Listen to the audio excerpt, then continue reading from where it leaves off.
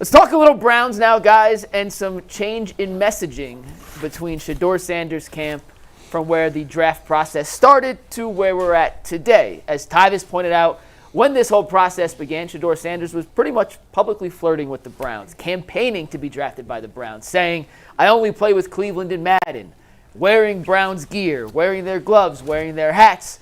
And then this came out yesterday. Louis Riddick, who is close with Deion Sanders and his family, was on First Take and had this comment. Steve, we want to hear from Louis Riddick. Shedeur is someone who wants to be collaborative. He is someone that you want to talk with. He doesn't like to be told just, this is the way we're going to do things, and then you're just going to need to fall in line. That's why I go in here. And he kind of he's earned that right because of the way he has played. This young man is going to be just fine. And you know what? I hope he doesn't go in the top 3 picks. I hope he doesn't. And I think his camp would tell you the same thing. There are other teams that they want to go to. You could be in a better situation, obviously, if you fall. And we know how much that matters for a player's trajectory. So Tyvis, from publicly flirting with the Browns, saying he's only talking to teams in the top 3, to now having someone who's not necessarily in Shedeur's camp but is very close with the Sanders family and Louis Riddick say they actually don't want him to go top 3 and he thinks there are better fits elsewhere. What do you make of the change of messaging from Shedeur and his camp from the start of this process to where we're at now? What does this tell you? Hang on. Props to you. You called it right away. You did. Something is amiss. First of all, when they say they don't want him to go top 3, that's a lie. Okay, first of all, let's cut the BS. What's happening is people are assessing your game for whatever reason, whether they met you or whatever the case may be, and they're realizing that they don't know if you're the guy that they look at as a franchise guy. And if you listen to all the experts before this whole thing came out, they kept saying Cam Ward is probably the only guy that they view as a franchise quarterback. The rest of these guys aren't that. Okay, and as this offseason has went on, you've seen how some of these teams have moved. The Giants was supposed to be heavily on them, and they went out and signed 2 quarterbacks. And everybody was like, well, if that's the case, they'll still draft Shedeur. No, they won't, because they're trying to win right now. If Shedeur can't come in and make an impact at some point this season, then what was the point of taking him when we can just get a quarterback next season? So I think a lot of teams are trying to figure that part out. The reason why with the Browns, if the Browns selected him, it'd be fine. But the one thing that bothers me is everybody says that he doesn't have the strongest arm.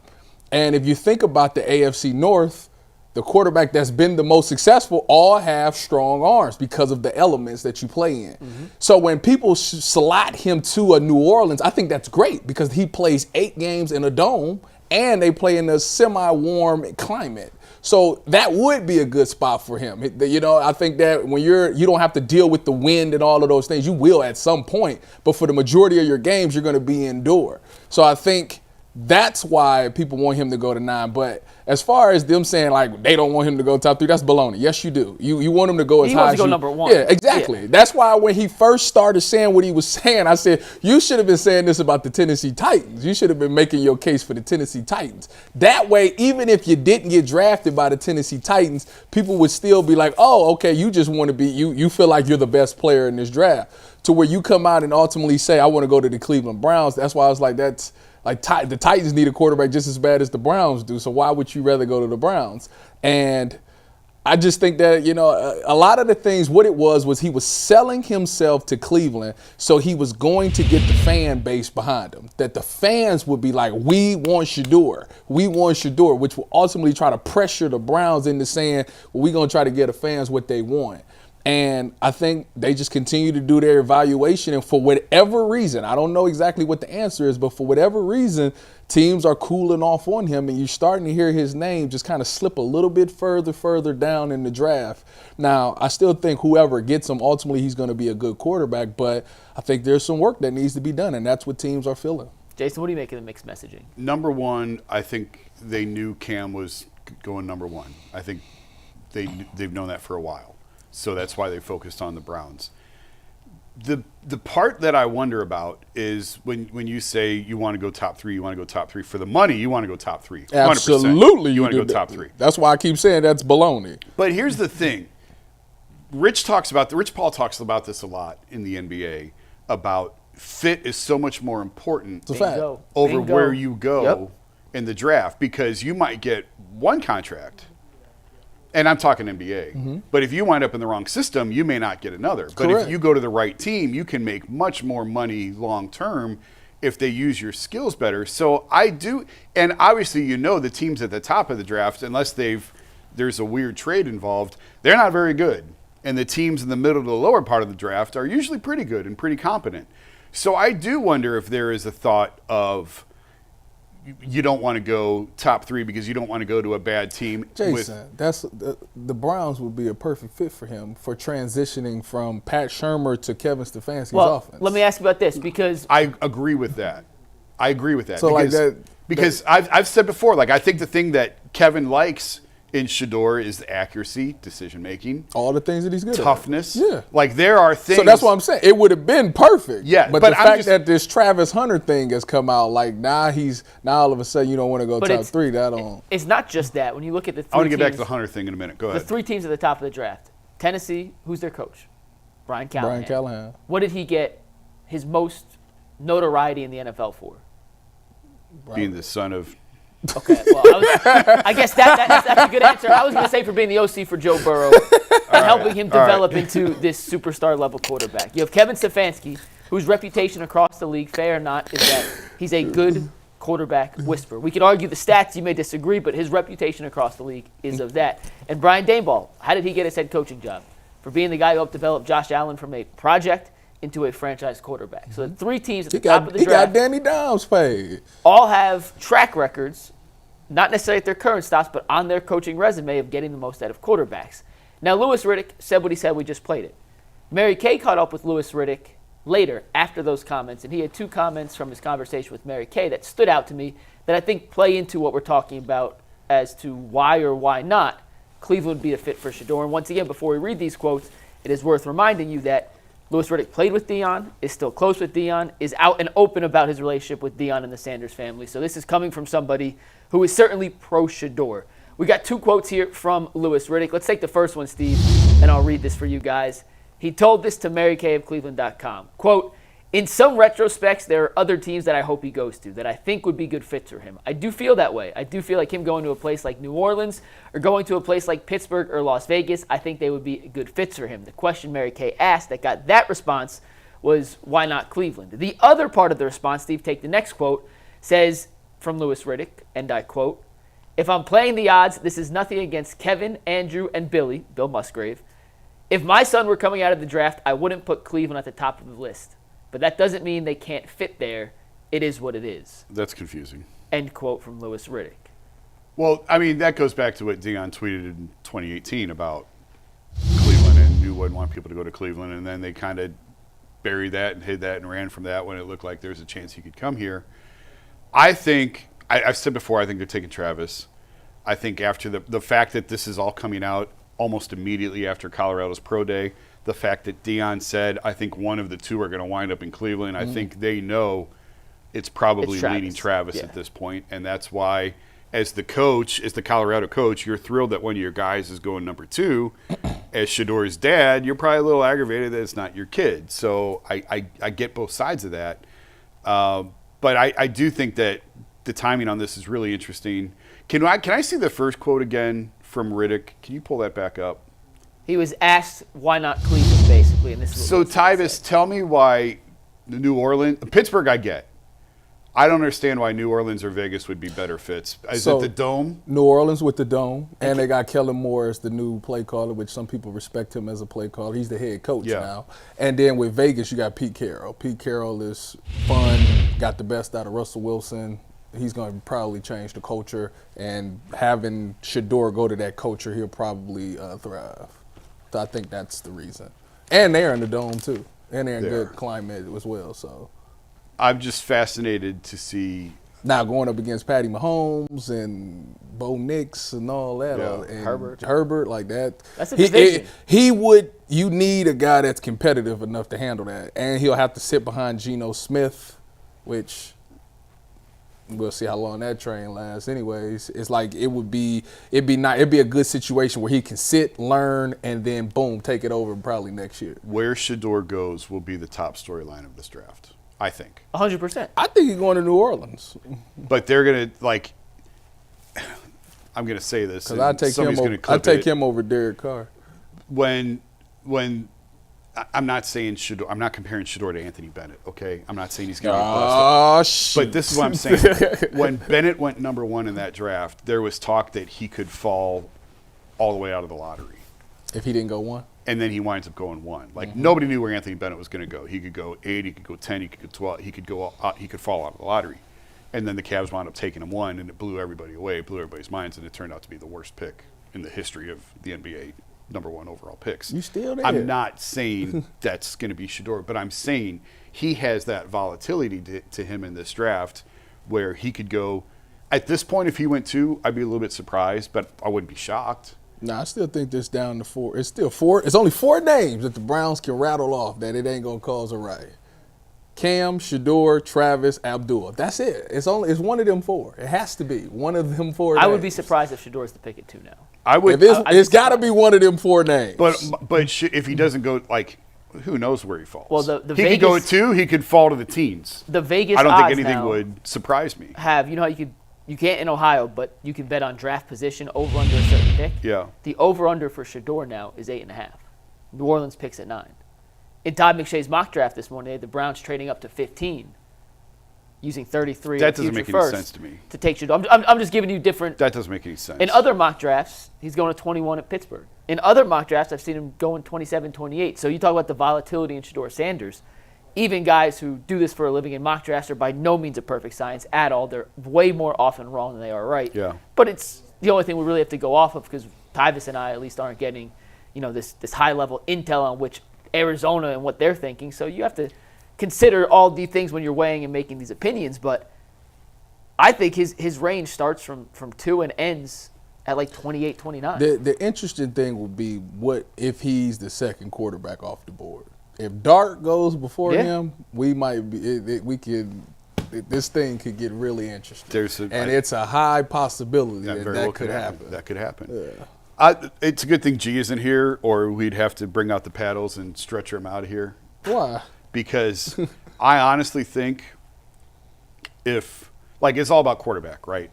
Brown's got to get a quarterback. We know that. If you don't like these guys, I'd take Tyler Shook.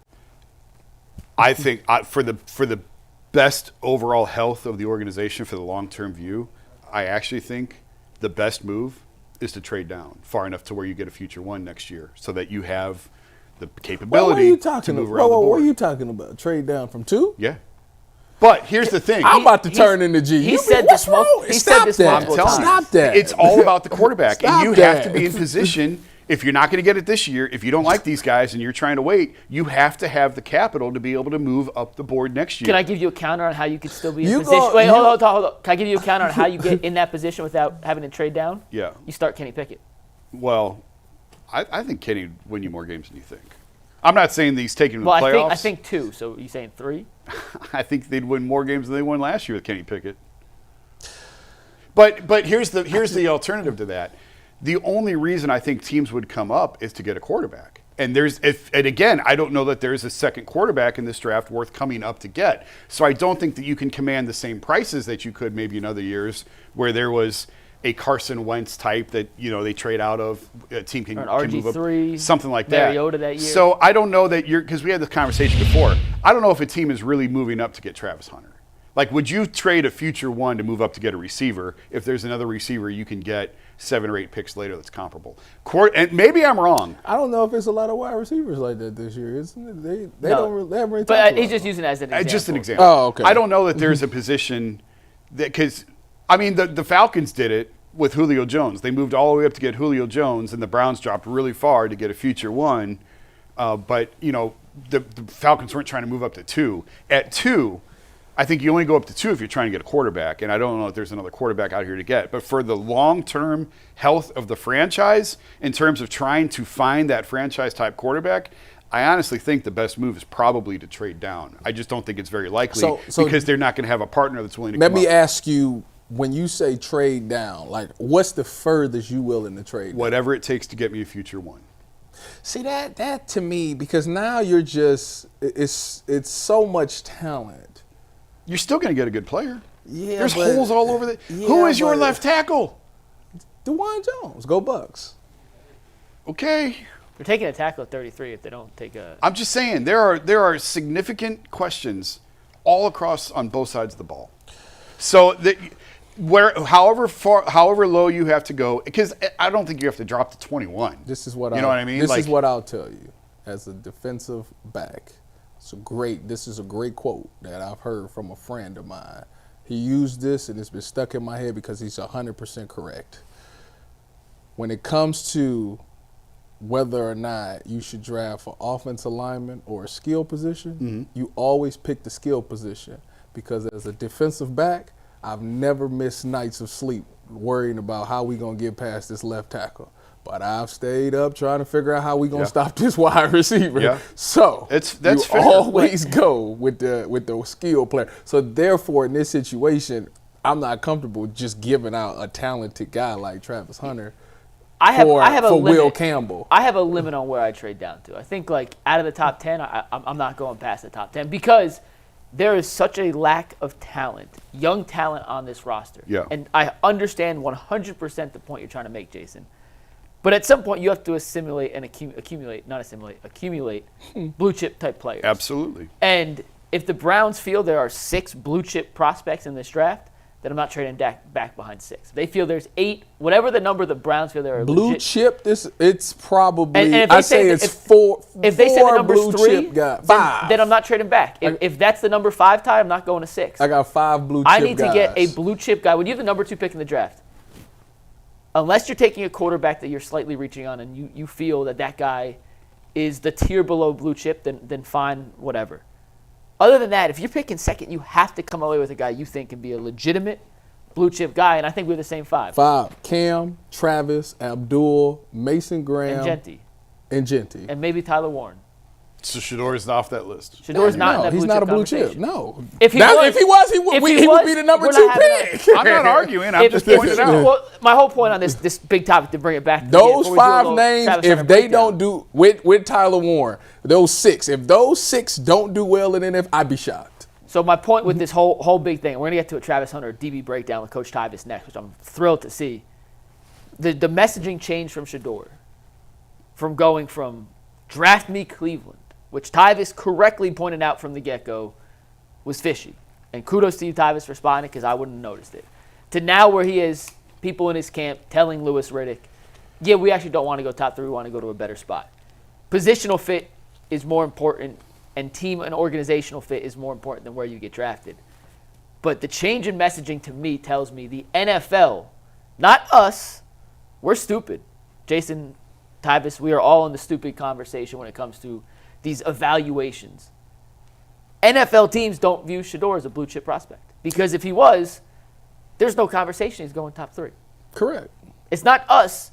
It is the NFL giving you that information. I mean, and it doesn't mean last thing. It doesn't mean Shedeur can't turn out to be an all-pro, all-world quarterback. I hope I pray he does. These evaluations are wrong all the time. Yep. I'm just telling you, the pre-draft evaluation on Shedeur Sanders right now is that he is not necessarily worthy of being a top 3 pick. Because if he was and teams felt like that, Tyvis, the messaging wouldn't change as drastically as it has. It's just amazing that everybody been saying the same thing, and as we get closer, you're starting to see like, okay, they wasn't wrong. Like everybody, we had multiple people come down, break film down, Sean, Greg, all these people come out and they all said the same thing, where it's like he's a good player, but he's not a top 10 pick. Like if you tell me he's a guy that you select at the end of the first round or the beginning of the second, yeah, that's about where I would have him going. But like top 10, a lot of people don't have him in that, like skill set wise, they don't feel like he's in that ballpark, and it is what it is.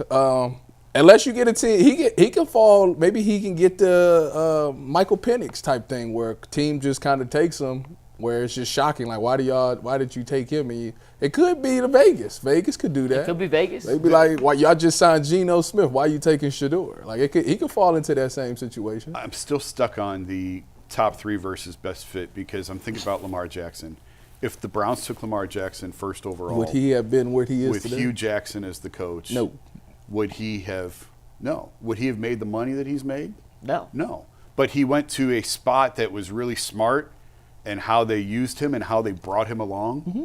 and he put in the work. Like, too many times I don't think the players get the credit for putting in the work. Like, you want to give credit to the organization, the coaches, and all that. The dude that put in the work and got better gets 90% of the credit in my mind. That's why the Evan Mobley conversation. Evan gets the credit. Like Kenny, yes, Kenny brought in the system, but Evan gets the credit for putting in the work, and Lamar in this instance gets the credit for putting in the work and being that guy and turning it around.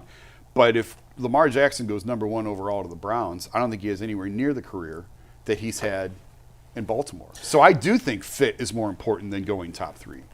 I agree. 100%. You just made the case earlier that No, that's not what I said. I said him saying that he don't want to go top. That's baloney. Everybody for status, just to say I went 2 in the draft. Like every NFL player wants to go as high as possible to say that they went there. But now, as far as longevity goes, I'm with you 100%. Yeah. But as an ego thing, I was the first pick in the draft. What you talking about? Yeah. Anthony Bennett will always have that. That's it. He got a couple dollars in his bank account.